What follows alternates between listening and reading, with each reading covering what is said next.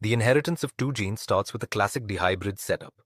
One parent is round, yellow with genotype capital RYY, and the other is wrinkled, green with genotype small rryy.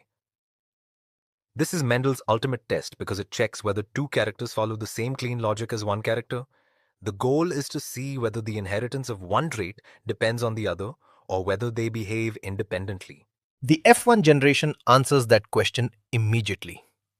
The hybrid, capital R, capital Y, small y, produces 100% round yellow seeds.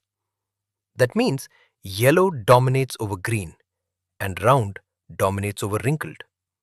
More importantly, the result is the same as if the two single trait crosses were happening separately. The F1 generation looks simple on the outside, but genetically, it is carrying the blueprint for the next split. The gamete hack explains why the F2 generation becomes so rich. The F1 hybrid capital R, capital Y, small y forms gametes RY, capital R, small r, capital Y, and RY. Each allele pair segregates independently, giving each gamete a 25% chance. The key point is that segregation of capital R slash small r has nothing to do with segregation of capital Y slash small y. That independence is the engine of dihybrid inheritance. Selfing the F1 hybrid produces the full 16-cell Punnett outcome. The matrix shows all combinations of the four gametes meeting each other. Some combinations give round yellow, some give wrinkled yellow, some round green, and some wrinkled green. This is the full expression of independent assortment in action. What looks like a simple cross on the outside is actually a 4x4 probability structure underneath. The famous F2 phenotype ratio appears here. 9 to 3 to 3 to 1. 9 are round yellow, 3 are wrinkled yellow, 3 are round green, and 1 is wrinkled green. That ratio is the signature of two independently assorting genes. It is the signature result that makes dihybrid inheritance so famous in classical genetics. The mathematics behind the magic ratio is elegant. The cross behaves like round to 1 wrinkled times yellow to 1 green, which expands into 9 round yellow to 3 wrinkled yellow to 3 round green to 1 wrinkled green. That means a dihybrid cross is really two monohybrid crosses happening at the same time independently. That is the hidden logic behind the 9 to 3 to 3 to 1 pattern. Mendel's second generalization states the principle directly. When two pairs of traits are combined in a hybrid, segregation of one pair is independent of the other pair. That is the law of independent assortment in its cleanest form. And that mathematical independence is exactly why the 9 to 3 to 3 to 1 series exists. The genetics blueprint brings both one gene and two gene logic together. For one gene, the standard ratio is 3 to 1. There are exceptions such as multiple alleles, pleiotropy, and incomplete dominance like in pea starch. For two genes, the dihybrid cross follows independent segregation, and the math expands to 9 to 3 to 3 to 1. That visual summary is the cleanest way to hold the whole chapter in one mental map.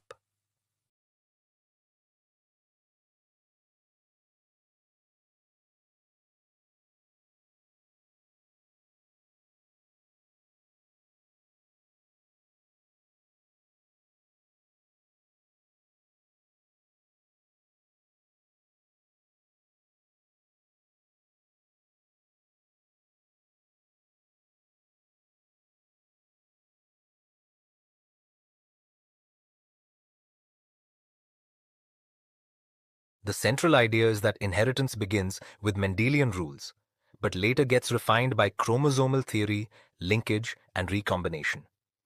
The visual already sets the direction very clearly. First one gene and two gene inheritance, then the deeper physical basis of those patterns. Mendel's work did not become famous immediately. And that is one of the first mysteries in the history of genetics. The reasons were practical, conceptual, and scientific. His paper was not widely publicized. Contemporary biologists were attached to continuous variation rather than discrete factors. His mathematical method felt unusual for biology, and he could not provide physical proof of the factors he described. So the problem was not that Mendel was wrong. It was that the world was not ready for his explanation. The rediscovery around 1900 changed everything. Hugo de Vries, Carl Correns, and Erich von Chermach independently found Mendel's exact results again. That is why this trio is so important in genetics history. Once their work appeared, Mendel's laws were no longer a forgotten idea. They became the foundation of modern inheritance theory. The missing puzzle piece was chromosomes. Once microscopy advanced, scientists could actually observe cell division and see structures in the nucleus that doubled and separated before the cell divided. These structures were called chromosomes, literally meaning colored bodies, because staining made them visible. By 1902, chromosome movement during meiosis had been worked out, and that made Mendel's invisible factors suddenly look physically plausible. The next step is the grand synthesis. Mendel's laws and chromosome behavior are parallel explanations of the same thing. In both cases, elements occur in pairs, segregate during gamete formation, and are passed one member at a time into gametes. In both cases, different pairs behave independently. The point of the comparison is simple. Mendel's factors and chromosomes were two descriptions of the same biological reality. The chromosomal theory of inheritance makes that connection explicit. Walter Sutton and Theodore Boveri provided the chromosomal behavior during meiosis, while Mendel's laws described the behavior of factors or genes. The argument is elegant. Because chromosomes pair and separate during meiosis, the factors they carry must also segregate. That is how Mendel's abstract units became tied to real physical structures. Independent assortment becomes visible at the metaphase stage of meiosis.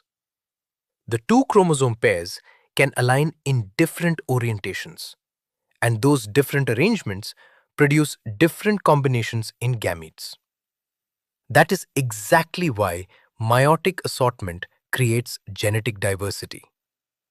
If one pair can orient in more than one way, the number of possible combinations multiplies quickly. The slide's 2 to the power of n logic is the key idea. When n pairs are present, the possible combinations rise exponentially. The next major figure is T.H. Morgan, working with Drosophila melanogaster, the fruit fly. That organism was perfect for genetics. It was easy to rear, completed its life cycle quickly, produced many offspring, and showed visible hereditary differences under a microscope. In other words, it gave genetics both speed and clarity. That is why Morgan's lab became the fly room of classical genetics. Morgan's famous dihybrid cross changed the story.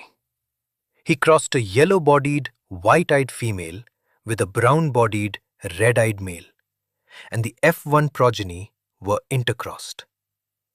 Mendelian logic would have expected a 9:3 to 3:1 ratio in the F2 generation, but the result deviated sharply. The two genes did not segregate independently, which meant the Mendelian model was not enough to explain every inheritance pattern. That deviation led to the idea of linkage.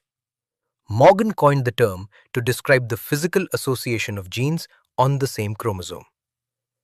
The proportion of parental combinations was much higher than the non-parental types, and that was the clue.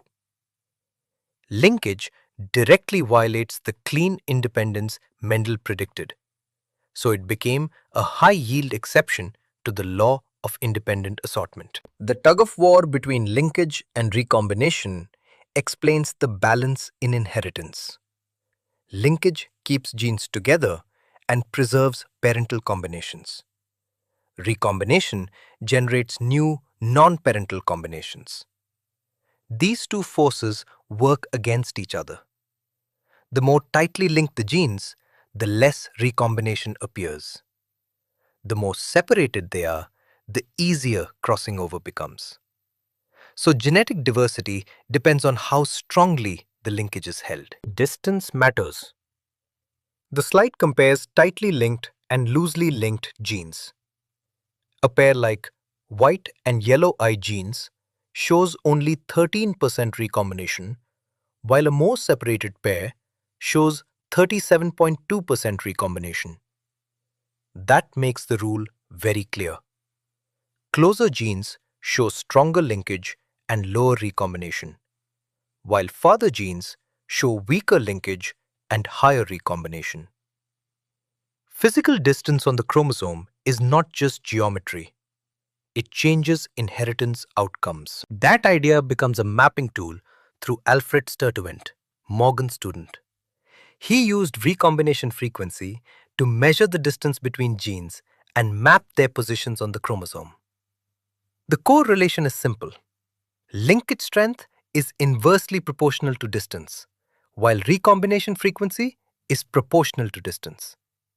1% recombination equals 1 map unit or 1 centimorgan. That is the master mapping hack of classical genetics. The evolution of genetics now becomes visible as a sequence of ideas. Mendel gave discrete factors that assort independently. Sutton and Bovary showed that those factors ride on chromosomes. Morgan proved experimentally that genes on the same chromosome can be linked. Sturtevant then turned recombination into a measuring tool. So genetics moved from abstract factors to physical locations. And that is the real progression of the field. The final checklist ties the whole story together. Mendel discovered the laws, but they were ignored until 1900. De Vries, Correns, and Chermak rediscovered them. Sutton and Bovary gave the chromosomal theory of inheritance. T. H. Morgan provided experimental proof through Drosophila and discovered linkage. Alfred Sturtevant created the first genetic maps using recombination frequency.